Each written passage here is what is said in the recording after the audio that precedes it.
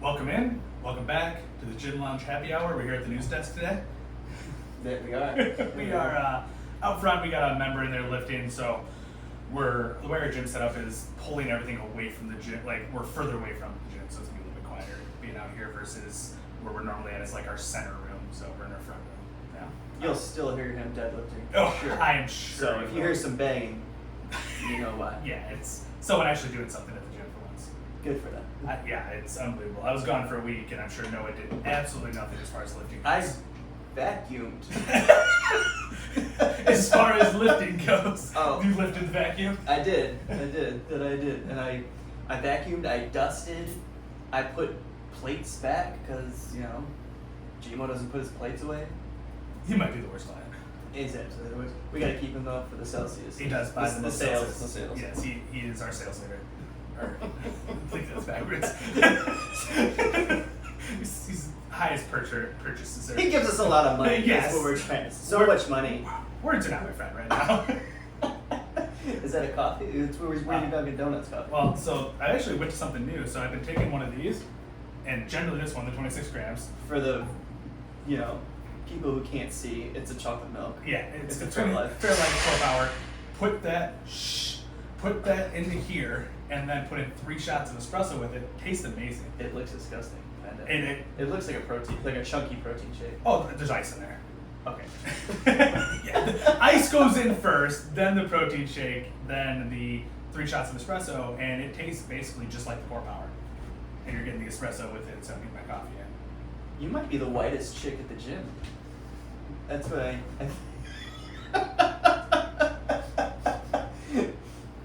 it's amazing. It's amazing. I didn't have Starbucks a single time while I was gone.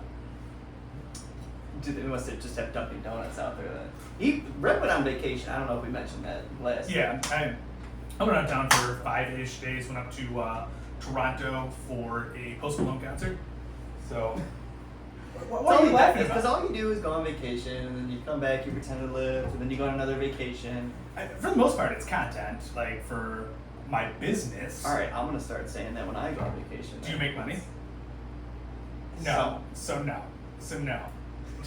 No. I don't make money here either. This was also just an anniversary trip too. Becca and I, 4-year anniversary, so. Alright, I guess that's alright. Yeah. Congrats, Becca. For surviving this. She's a real OG.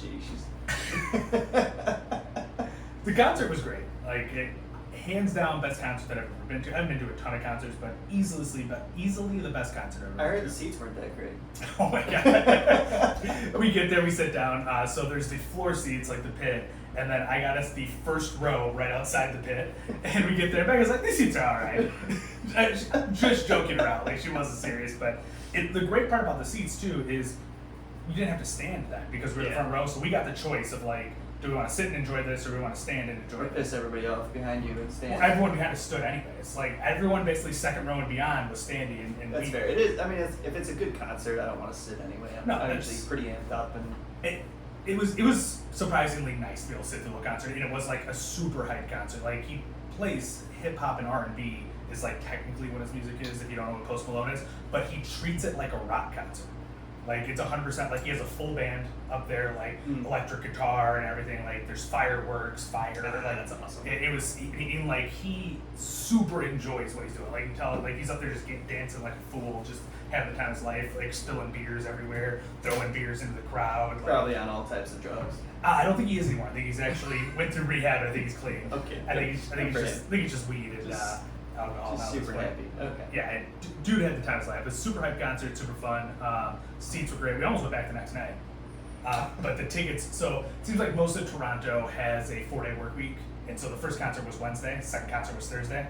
And so everyone was done with work, so the tickets were like almost double the price that day. And we're like, just can't. And like, there weren't any better seats available except for the floor seats. And like, the floor seats were 3 times the price of what I paid for the seats that I had. And then the seats that were available were worse seats for a higher price. And I'm like, well, I'm not going to go back to this and sit worse than what we sat, yesterday at a higher price. Like, I just can't, in my mind, justify that. So we didn't go back.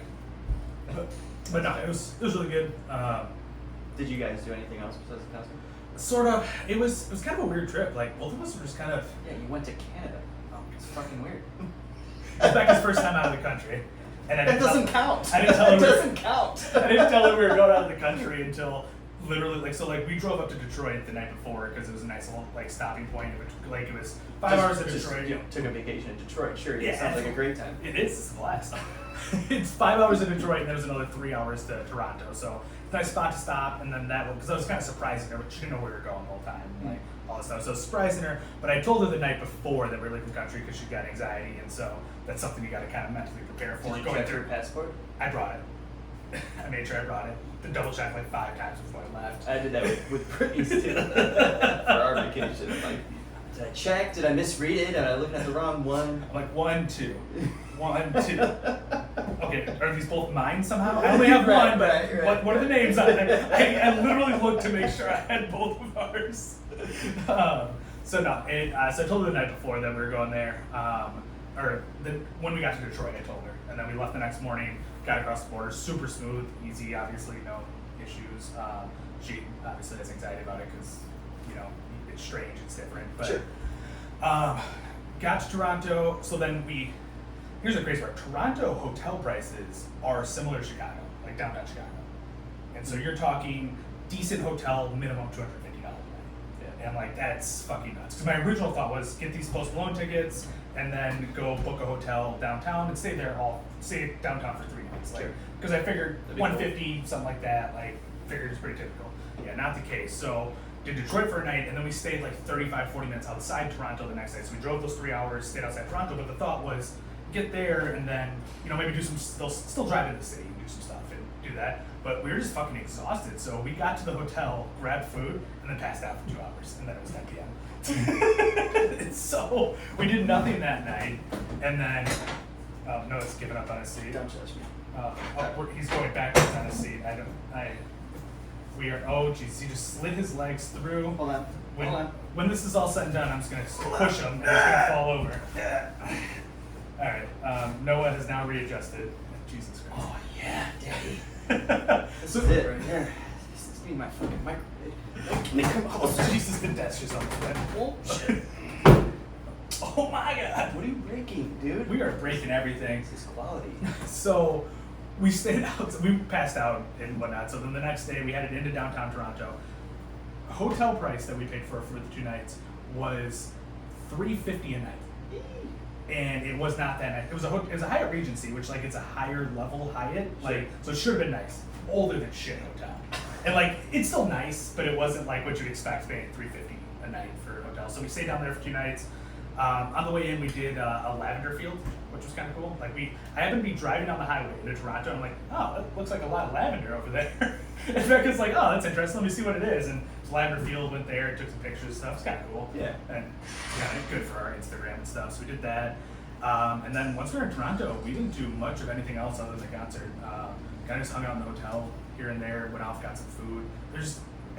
What we've come accustomed to is as we travel, we go to TikTok to find what to do in the city. It tends to be the best search engine to find what to do in the cities you're in. Interesting. I would not even think of that. I didn't for a while, and then heard someone mention it, and that's what we've been doing for the last And why year. does that's their algorithm working for you, right? It's not even the algorithm. You're using it as a search engine, so you're searching. It just happens to be a quicker way to people oh, here's the top 5 things to do in Toronto, or here's the 3 best places to eat in Toronto, or it's just quick and easy and it's very straightforward type of thing. Issue is what we found is all there's really to do in Toronto is eat and drink. There's not things to do really. I don't know. Eating sounds right up your fucking head. It is, but I'm trying not to be too fat because we got the bachelor party this weekend, so I was trying to be skinnier-ish for that. So no, we didn't do much of anything. We ate and drank a little bit, and then Any speakeasies? no speakeasies, but we did have an issue with the difference between a shooter and a shot.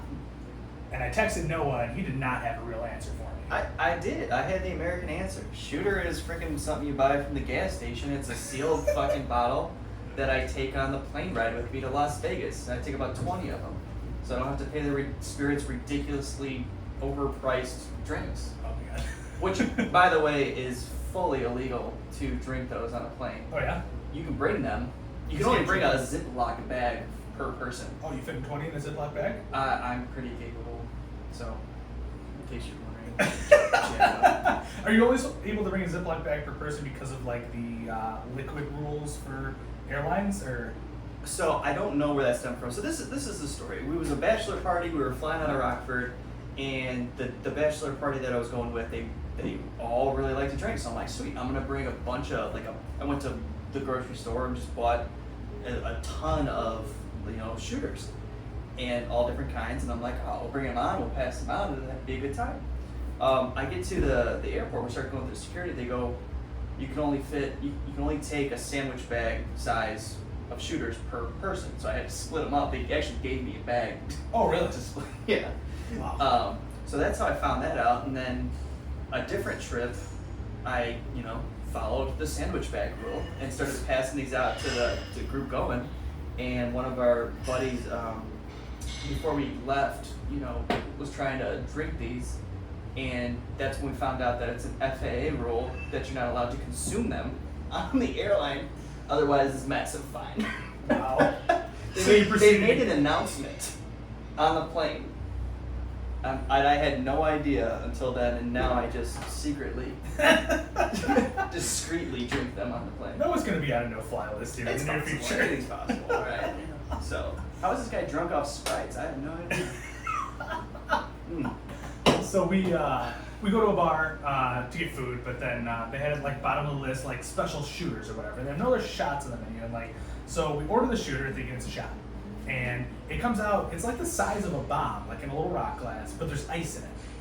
Like they put ice in there, poured it over full-blown ice cubes. Yes, like they poured it over ice. So I don't know what I got. We drank it like I was drinking like fucking whiskey. I was so confused. I was prepared to take a shot, and then there was ice cubes, and it just threw me off.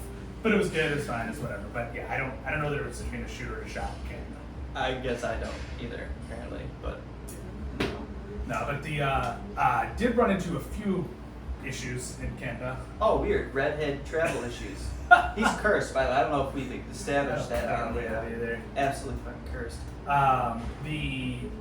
So my brain issues sort of came back a little bit worse again while in Canada. Not to the level they were the first time I had them, but I've been pretty calm, not a whole lot of issues, slight headaches, a little bit of dizziness here and there. It came back a little bit worse, got a little bit more of a headache, a little bit more dizziness.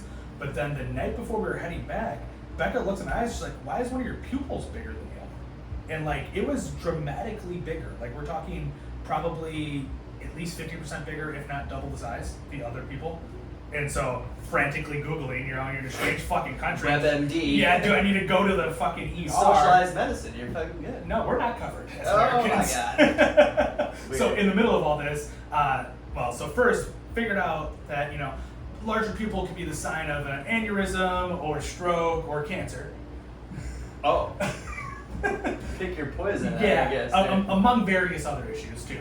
So I'm like, beautiful. So after we figured that out, I'm on there getting travel medical insurance for the next 2 days, which about $10.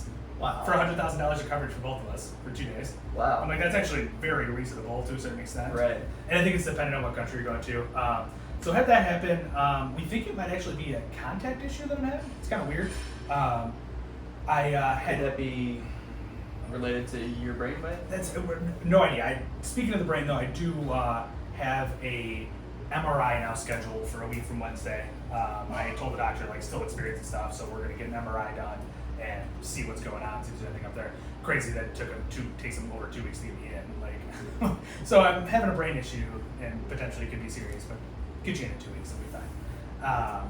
So not sure if it's related to that. We're thinking, me and Becca were thinking maybe it's a contact issue, partly because I had just recently gone to the eye doctor, got new contacts, and the prescription they gave me in one eye was fine, the other one wasn't great. They tried to give me these astigmatism contacts, which they suck. It's like the third time they tried to make me use them, and I don't even know what that means. Astigmatism is like your eye is shaped a little bit weird, and so they give you these contacts that have a little bit of a weight in them, so then they sit in a specific spot versus the other contacts just freely move around type of thing. They're uncomfortable. They suck. I've never liked them. They've tried them on me. I think this is the third time, and I'm so it didn't work. So I went back to my old contact. But the contact supposed to be a 2-week contact. I tried to wear my contacts for a month. So Sure. yeah, Sure. no big deal. And so got the old contact in with a new contact in the other eye, and the eye that was the larger pupil was the one with the old contact. So maybe it's contact, because once I took the contacts out, they seemed to level out a little bit, and then weren't really much. Like most likely something with maybe light coming through the contact differently, or something. Intuitively, that makes sense. And we've been trying to monitor them, but like the drive back yesterday was ass, so we didn't really get a chance to monitor my eyes on the way back, and then I was dead tired when I got home, so I went to sleep. And haven't looked at them this morning, so are they fine? They look great. You have beautiful eyes. Sweet. So, enough with the excuses. Did you get your lifts in? So I did lift a bit. So I think I had 2 bicep workouts, a tricep. I did a bicep, I did a bi-tri, I did a lats. I think that's it. I was gone for 5 days, and I hit the elliptical every morning, and I think 3 of the nights. So I got some exercising in. Weight was not too high. I left at 223, which is pretty close to my low. I was like 223.3, and my low has been 223 over the course of all this. So like we're basically right there. And came back at 226.8, and generally. Oh, but you drank this time. All right. I had a shot. Oh my God. That's all I drank. Oh my God. Was it at least the last night or something? No, that was like. All right. You know what? It doesn't even count. You didn't drink this trip. We're just gonna say that. So I was 226.8, and so, but I generally rebound up to like 229 is where I had been rebounding up to. So I'm 30 pounds lower than a general rebound. So once again, your optimism is phenomenal. It really is. It's it's got to be optimistic about the situation. I guess so. Except your brain. Yeah, I don't know what's going on there. I'm about to die apparently. With a decent. Yeah.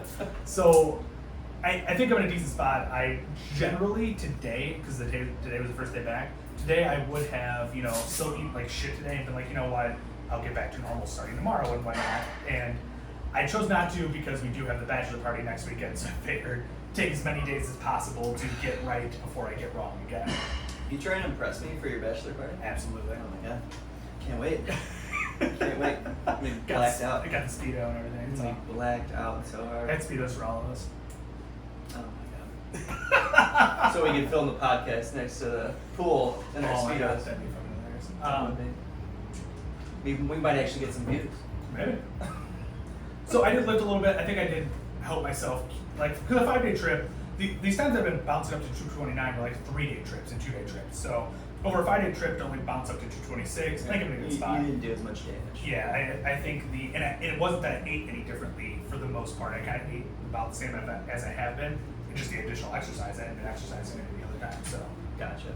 like that kind of helped things. Yeah, for sure. I think you skirted the issue of what your lifting has been this week. I was hoping that the second week my body would adapt as well as yours did to the new exercises, and it hasn't. I'm just built different. Apparently, you got different pupil sizes and brain problems, and I've got low T and diverticulitis. We are not the same. So this was week 2, so all my sets went up. Okay. And the actually I have the stats, the fantasy stats right here. No one you on their team. It was tough, man. It was fucking tough. My weights either stayed the same or went down, which staying the same is fine with the additional set, but the going down part, I still haven't figured out how to not hit failure. So How did you sleep in? Okay. Okay. Like it could be better in terms of me using my CPAP. I've been doing this thing for whatever reason. Like I can fall asleep a lot easier without the CPAP on initially, and then the first time I wake up, which is typically 2 or 3 hours into the night, I put it on, and because I'm so tired that I fall asleep a lot easier with it on after that initial go to bed. So that's my thought, and it's been working, but maybe it's not enough CPAP. Speaking of the sleep, like I was having all those sleep issues and stuff. The whole time I was gone, my sleep was all over 90%. Did it feel? It felt great too. Like I felt recovered and everything. So now we're trying to determine, is it that I sleep with my dog at home that's a problem, or is it the bed? And oddly, we didn't go pick up my dog last night because it was late. So I slept in my bed without the dog, and my sleep was back down to 74%. So curious if it is a bed issue. Our bed's bad. I'm super disappointed with our bed, and I'm stubborn as shit about it because we paid so much money for it, and it's ass. It's absolute ass. You know what? One surefire way to get rid of an expensive bed is to get a dog shit dog that wants to tear it apart and piss all over it. I had a bed for 2 years. It might not even be 2 years. Dog chewed it up. $1,500 bed. Shit. It's a good way to get rid of one. That sucks. You have no choice at that point. That's horrible. One thing that did feel very good. So I haven't deadlifted. In the past 2 months, I deadlifted one time, and then this week, for whatever, was like, hey, I want to try something new with the deadlift. You're just doodling. Is that what's going on right now? Am I boring you? Am I fucking boring you? You fucking asshole. You're supposed to be my #1 fan of this podcast, and you're like, I'm taking notes. Shut the fuck up. So I had a bad history of using my lower back during, especially deadlifts. But I decided to try something new, which was moving the bend in my lower back, which I kind of was. What do you mean moving the bend? So there's the arch. Sure. Like when you and I had talked, you're like, oh, I put an arch in my lower back, and I feel like it's how I engage my hamstrings and my glutes. Sure. And that did not work for me. And I had been doing that for my entire deadlifting career. Sure. I now try to kind of neutralize my lower back, but move that bend into my upper back middle of my back by bringing my chest up. Okay. And for whatever reason, it took all the strain off my lower back. Interesting. So ended up going to 455 and seeing how it felt. Because typically, like, I can tell myself I'm doing good with my technique at lower weights. One second. Yeah, it's countries. From where? Our neighbor. We have neighbors. Oh my god. We're not the only person. Oh my god. So I can use light weight, and I'm like, oh, I think it's going well.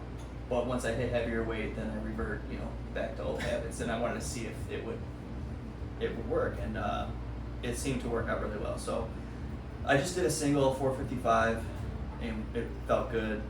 And I'm gonna try to implement more deadlift moving forward. But yeah, the additional volume for everything. My chest day is destroying my triceps. I was trying to make it more chest focused, and it hasn't worked. Are you just doing a bunch of tricep extensions? I don't know why this isn't chest. So shut up with Mr. Lat fucking using your lats for tricep extensions. Anyway, wide bench, wider grip typically should engage more chest. Sure. So I'm doing wide bench press. Okay. And for sets of 10. I did 185 for 3 sets of 10 last week. So I'm like, I'm gonna go up a little bit. And so I went up to 195. I did 2 sets, and I went back down to 185 for the 3rd set, and then 155 for the 4th set. But then everything else was fucking like How spaced out are your workouts? Like, when was the last time you hit chest? a week. Okay, continue. Yep. So, granted, I do have a bis and tris day at the beginning of the week. So there's that thought too. But and then the dumbbell press, I've got a pretty heavy dumbbell press until these days apparently. And I'm like, we'll start with the 45s. I usually start with the 60s. Overshot the first week. I'm like, I'll try the 45s. I made it 2 sets, and I had to go down before I started failing. So What is I don't wrong know with your body? I don't know what the fuck is going on. I don't understand. I go your body. hard in the paint. I told you this. Hard in the paint. You might want to stop that. I know. It's bad. So How are you tracking whether or not you got results? I should have. So you're not? No. No. Okay. So it's a hypertrophy phase, and granted, so a big focus for this phase for me was mind muscle connection. Okay. Feeling the right muscles during those exercises. And overall, I've been doing really well. I've been engaging my hamstrings and my glutes a lot more than I ever have before. So let's say that was the goal, and now you're doing that. Does it make sense just switch the program at this point? You've accomplished what you were aiming for, right? Sure. The secondary aspect of that is to build size. I did not take any measurements. I still can because technically I'm only in week 2. Yeah. And it's probably a 2 or 3 month fucking program. Which typically is for those of you who don't know, that's about a normal-ish program. You'll see people run anything from anywhere from about 6 weeks to 12 weeks for a typical program, and it's going to be closer to that 9 to 12 weeks. 6 weeks would be an extremely short program, and would be more for like peaking for a contest or something like that. So his 12 weeks is going to be a typical-ish program. And the reason I picked 12 weeks too is because it lines up. I want to get on that bulking for the winter and then be lean by summer schedule. And so a hypertrophy block, a strength block, and a hypertrophy block gets me to start of summer. Gotcha. So it worked out. But I should take measurements and just to do it. But that my muscle connection was my focus. I'm trying to explain a lot of that too. Where are you going? Tape measure for you right here, big guy. Oh my God, we're doing this on camera? You don't need that much.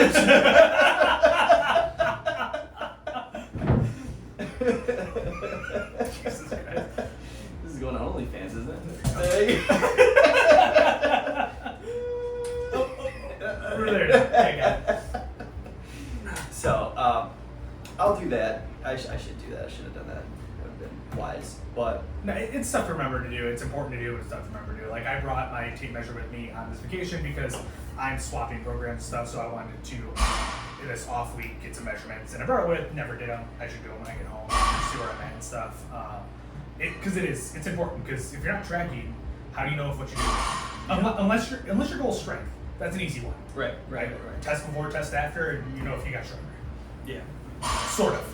Because there's also the side of it, if you tested before and you were primed for like reps, like you just came off a block that was, huge hypertrophy block, and then you go through this program for 6 to 12 weeks and it's focused on strength, well, now you're primed for strength. So you're going to be stronger, or you're going to lift heavier. You might not be stronger, but you are going to have heavier lifts at the end of that test block. So there's this tough, it's tough to truly compare if you're coming out of different types of programs. If you're going from a strength program to a strength program, super easy to compare. Sure, and that's funny you mentioned that, because we had a new member start this week, and I've been trying to be here at the gym and help them with lifts and getting accustomed to the equipment and everything.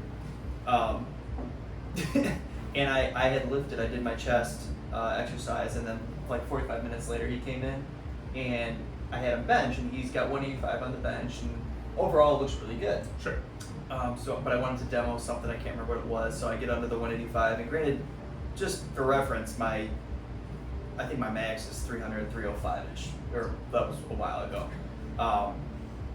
So 185 should be no issue. Right, yeah. And I get under the bench and start to do a rep, and I'm like, oh my God, he might have to get this off my chest. And he looks at me after I did the rep, and he goes, Are you good? Are you okay? Oh my God.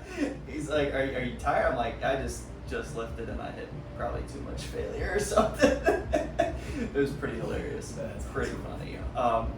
So testing overall, like doing tests or measurements or whatever it is that you want to do, even if it's just pictures in the mirror. Pictures, I think that's an easy win right there. Measuring, I don't know, you for sure, right? Take pictures, mark down what weight you were. Pictures are the easiest thing you can do. Yeah.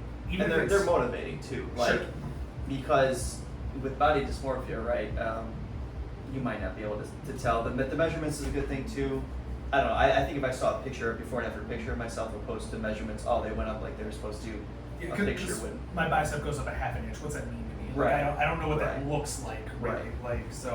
Or my ass got thicker by 2 inches. Yeah, or we got to something. slow that down on you, by the way, Chief. Speaking of, I gotta go pick up my new pants. Jesus Christ. Jesus Christ. So it's but overall it's good. We'll see what next week's like. I gotta add another set, so that's 5 sets of everything. And then are you running these on a wave system so that it resets at some point? Yeah, so 3-week waves. So 3 sets the first week, 4 sets the second week, 5 sets the third week, and then it goes back down to 3 sets. And I changed the reps. So you just You just wanted to destroy yourself getting up to 5 I sets. did, and the reps are going up. Reps are going up the second wave. I really gotta bring this weight down so I stop hitting failure. What are you doing? I don't know, it's fantastic. It sounds fantastic. the The opposite. only thing that's going really, like, the day that's the best, I think, is the buys and tries day, which is the first day of the week, which I had the craziest pump I've ever had. Which, have you ever figured out? Because I haven't looked into it enough to know. I've always wondered, but I haven't wondered enough to look into it. Does a pump mean good? I don't know, it feels good. Sure, it feels like it did something, but is it a good thing?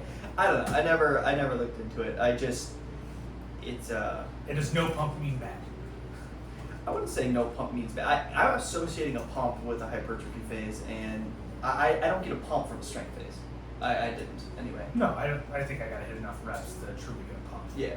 So I guess that's in my mind when I'm feeling the pump, I'm associating that for whatever reason to hypertrophy, and I'm on the right track. Right. I always, whenever I've gotten a pump, I've always thought like, Nobody can see your face because you have a fucking ruler. I can't reach out and touch it. This guy thinks he doesn't have ADHD, by the way. He's got doodles all over his notebook from our 31-minute podcast, and he's playing with a goddamn tape measure and poking the camera. Yep. Yep. You feel Got accomplished it. now? Your dopamine gone? Jesus. Yeah, I've only ever gotten a pump with a hypertrophy phase, but I feel like in my mind I've always thought like, oh, if I get a pump, that's a good thing. And if I don't get a pump, I feel like I didn't do enough. Especially the biceps. Biceps, like, that is the one muscle where I've gotten a pump. I've gotten a pump like in hamstrings like once or twice, but it's super uncommon. I just get sore on fucking hamstrings. I get bad at my hamstrings sometimes where I can't stop cramping. That was interesting you bring that up. So I put together workouts for my father-in-law. He's doing the Tough Mudder with us in August, and I tried to keep it simple. Retrospect, maybe 15 minutes of stairs was too much for somebody he's pretty active with his job going up and down stairs, but he was complaining. I did five flights of stairs at the hotel because I was trying to stay light and I was breathing heavy and dying. Whatever. Y'all both suck. It might have taken me 15 minutes though, so it wasn't But he basically stopped working out because he was waking up with cramps in his legs. I'm like, That's probably a nutrition issue or hydration issue, more than likely. Sure. He does not have the healthiest diet at all. And trying to explain how important dieting is to some of the people, it's been a struggle. I'm still trying to get one of our members to make very, very minor changes to his diet on his off days. That's it, just on the off days. And it's a struggle. And It's interesting how, like, those people, I think, too, generally, the ones who don't fix their diet, will agree with you when you say diet's Mhm. important. They'll be like, yeah, it is important. And I don't know if they're just trying to patronize you and, like, make you feel good about what you're saying, or if they truly believe it, or, like, I'm not sure. I don't know either. I think he definitely believes it, but I also think there's a psychological aspect where the dude literally told me he loves eating more than sex. I'm like, I don't know what you're doing in the bed, but for the rest of us with low T, you're just throwing it in my face. We'd rather eat a sandwich than. It depends on the food. Oh my god. Sandwich while having sex, it's a win. Food comes right after. No, I'm tired. I need bed to carb comes- up after that. Bed comes right after. Oh my god. Oh, Laying on the bed, panting heavily. comes right Anyway. after. My I squats would choke. my squats are feeling good too. Unbelievable with you guys. I started using the cambered bar because it's more hamstring glute focused, and that's what I'm trying to evolve. I have pretty strong hamstrings, at least in my mind. But you Not don't in the use- gym. How Not are in the how are they gym. strong if you don't use them? Steven agreed. You can't argue with it. So, cambered bar puts it more in your glutes and hamstrings for the squat. And hit 405 for a set of 3, and maybe a RPE 7, 8. So that was pretty good. But I need some structure for the main movers. I don't have. You don't have a structure? I don't have it yet. No, because I wasn't gonna involve them. And Maybe you can pick up my structure. that you gave up. No, I got a new one. Oh my god. What's your new structure? I haven't quite dialed it in yet. I can tell you got notes everywhere. This up here is the notes for the new program that is only. Everything you just covered up was all his doodles from our podcast. Everything I covered up is my old program. Out here just trying to, make me look like a bad guy. For my main movers, I'm going to run first week 2 sets of 1 at an RPE 7. And then Sounds very palatable. Sure. And then run it, then go to 3 sets of 3 What is your overall goal with this program? to look good. Okay. The main movers, I'm keeping. I wasn't going to do any main movers, but I decided to keep them in because I think form is important. Sure. Like to keep good form. That was my thought too when you brought up like maybe that's too long for not having main movers. I'm like, you're probably right. Yeah. So like I want to keep form in, and then I figured if I read a couple of Alexander Brownlee's books, and he talked about different thresholds in the muscle groups, and about even when you want to get bigger, hitting strength stuff can help you get bigger because Strength stuff as in like strength rep ranges. Yes, Right, because 'cause size, higher rep ranges, strength, lower rep ranges. right, and like that's what is traditionally thought. He was talking about how you have muscle thresholds, and those muscle fibers grow differently. So like I don't remember which one was high and which one was low threshold, but let's say the high threshold muscle fibers grow when you're hitting heavier weights. Well, you're only gonna be able to hit heavier weights for lower reps. And so if you're always up there hitting hypertrophy ranges, these super 12 to 15 reps, you're not hitting high threshold weights. And so therefore, you're not growing those strength muscle fibers. You're only growing these low threshold muscle fibers. And so there's the thought there that I need to at least keep some strength stuff in there. So that's the route I'm gonna go with main movers, because I don't want to do the main movers for a lot of reps. I don't either. Yeah, so that's why I'm like, I did a 4x4 today. It was pretty awesome. So I figure we'll keep the main movers in at higher weights, lower reps. So week 1 would be a 2x1, week 2 is a 3x3, and then week 3 is a 4x5. So reps go up every week, sets go up every week, and RPEs go up every week. But I top it out at 4x5, and then I back that back down to a 2x3. So like it just kind of resets back down at lower sets, lower reps every 3 weeks. So you gonna complete this program? Well, we'll see. You still want your body to get used to things. Oh my god. Stop it. The auxiliary work, I'm going the other route. Then I'm kind of doing a little bit of strength with a little bit of hypertrophy. Just kind of branch out there. I haven't quite dialed in exactly what I'm doing. I do have an idea. It would take more time than we have available to explain what I'd be doing. Yeah, and we should probably talk about something other than our programming. Oh, that's fair. I got a question for you. Yes. So, do you have any thoughts? We talked about this a little bit before I left. What you do with a mentally weak client? Do you have any more thoughts on mentally weak clients? And to speak of like what we mean by mentally weak, it's like someone who has a decent amount of potential, like physically, but they can't. Which is most people. Like Right. your brain is going to tell your body to quit long before your body actually has to quit. Right, and like most people who aren't mentally weak, where they quit is fine. Like they're not maximizing potential, but they're going to quit in a position that they're still going to get growth and they're going to get stronger or bigger, whatever they're aiming for. But the mentally weak clients are quitting in a point where they might not get the growth that they're looking for and things like that. Their brain is telling them to stop for whatever reason it might be.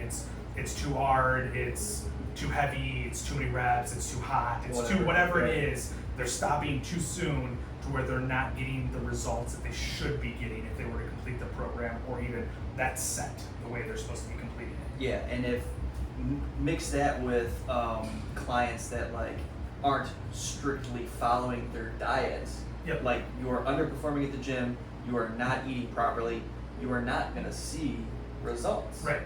that you're looking for. It's just so that is a struggle. So with some of the clients, and I've been picky, or trying to learn to pick and choose when I push them and when I don't, because I definitely don't want to push a client out of a gym, right? Sure. Every day is too hard, and then they get, they want to leave. Being in here is better than not being in here, even if they're not pushing themselves. Correct. Right. I'd rather you come in and kind of have a shit workout than not come in at all. Yep. But with the clients I'm working with, I gotta pick and choose. Like some days, I gotta recognize when mentally they're in a good spot to be pushed. Sure. And then other days they are not. Especially females, no offense, but your hormones doing the thing.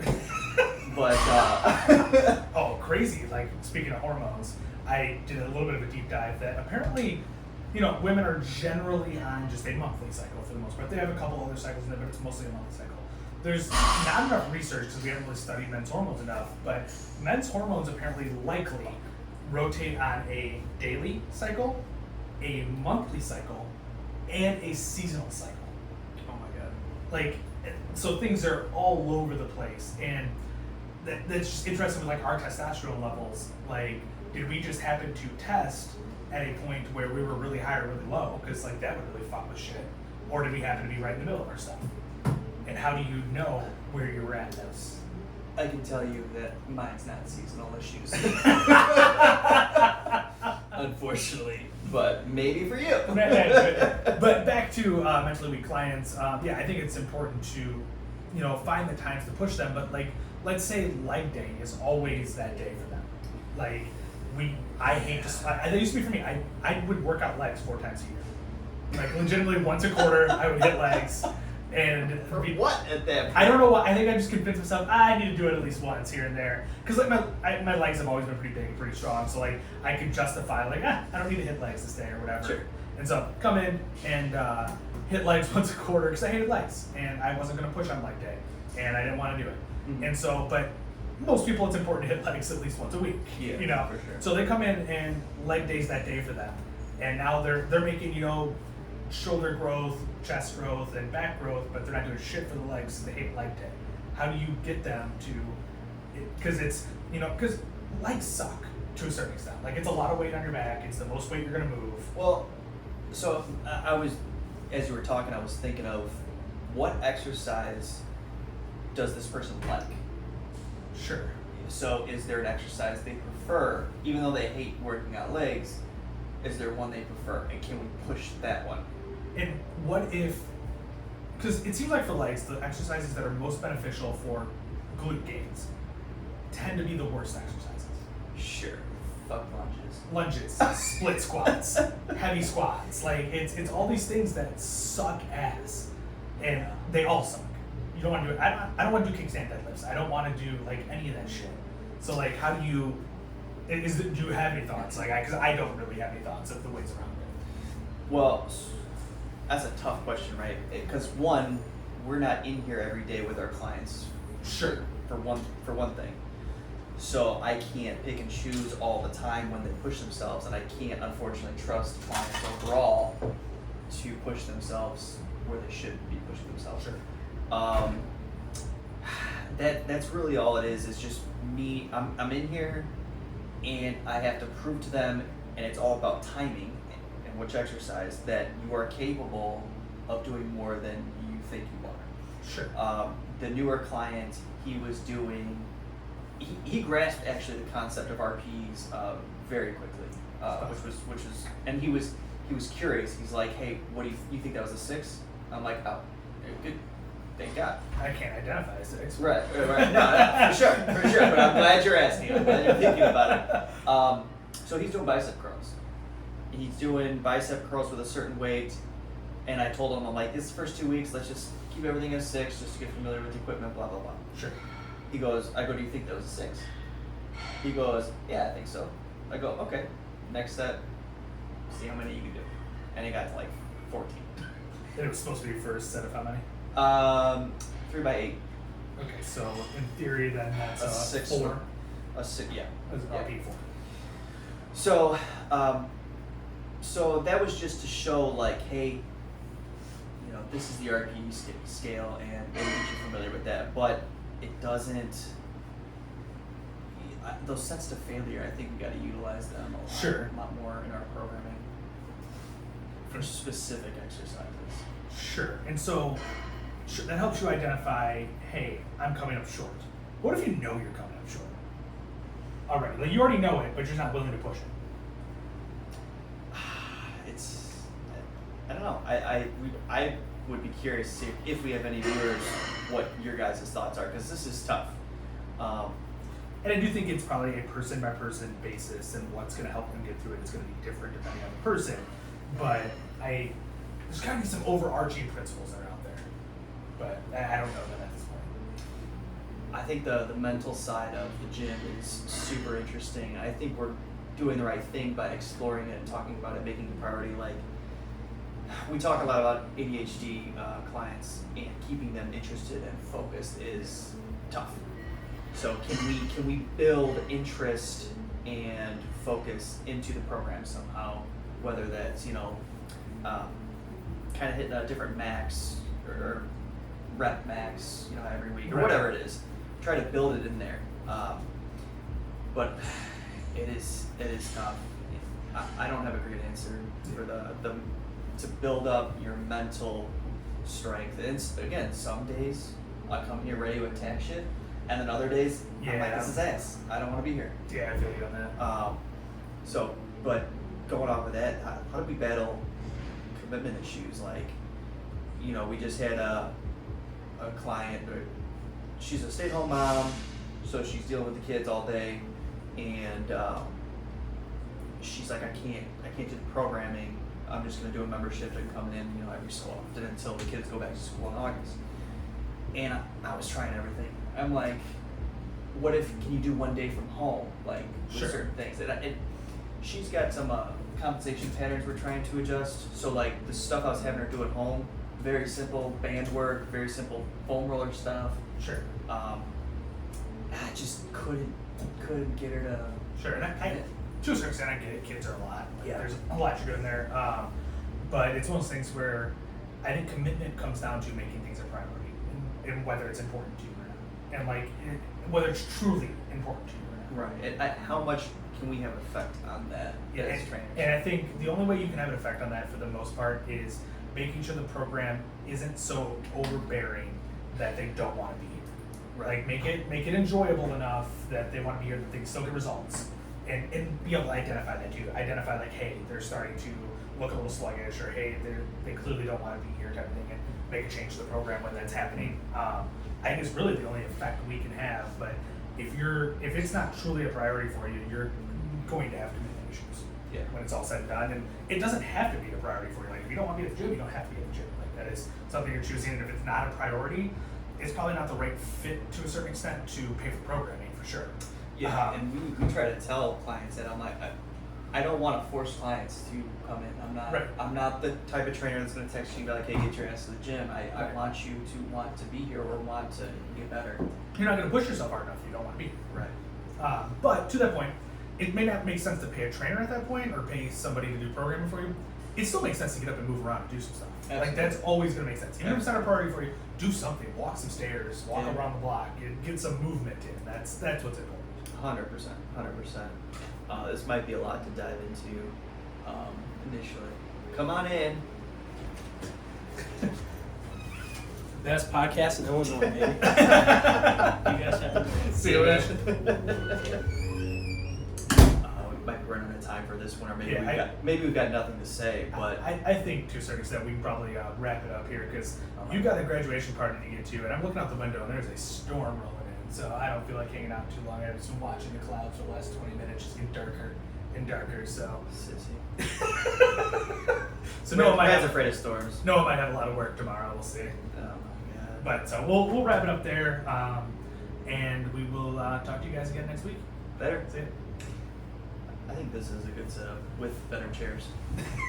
Yeah, I think